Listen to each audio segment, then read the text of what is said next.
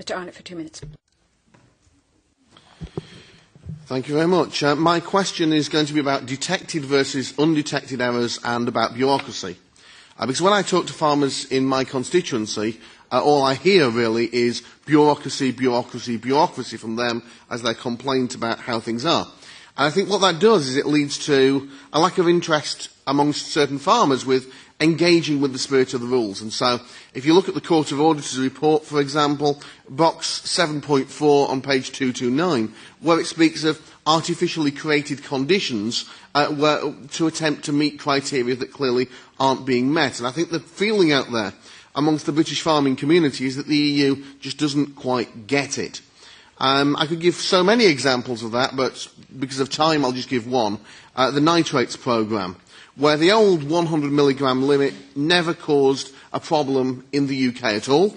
But farmers then perceive the 50 milligram limit to be unrealistic, unmeetable, and in order to meet that level, they're reducing intensity of business, and that in turn puts some farms very close to going out of business or going out of business altogether. And then you find that because of the rules regarding nitrates, we've got farmers recording the amount of slurry that is produced by each individual cow. And if you excuse the pun, they don't feel they've got time or want to keep the log. And so it seems that many are then engaging consultants to work out the amount that's produced by each cow when they see there's an inspection coming. But the reality is that what is actually produced and what the EU tables suggest are different, so the EU is requiring tanks to be installed that will never actually be used. And I think for this reason we have the high undetected errors, because there are genuine errors there that aren't going to be detected. And so my question is, do you agree with me, the problem isn't necessarily that we need better detection, but better rules? Herr Kommissar, bitte. Commissioner. All I can say about farmers generally, they're very happy when they get the payment.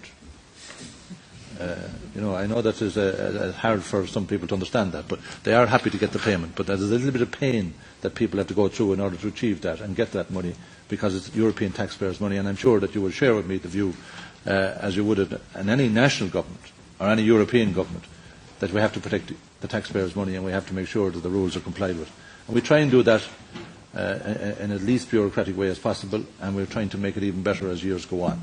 The Nitrates Directive is a matter for the Commissioner for the Environment, and I'm sure that he'll have a lot to say to you, and it varies, of course, from member state to member state in terms of its implementation, in terms of its difficulties, and in terms of the productive capacity of that particular land in the future. But I'm afraid I'll have to refer you to the Commissioner for the Environment on that one.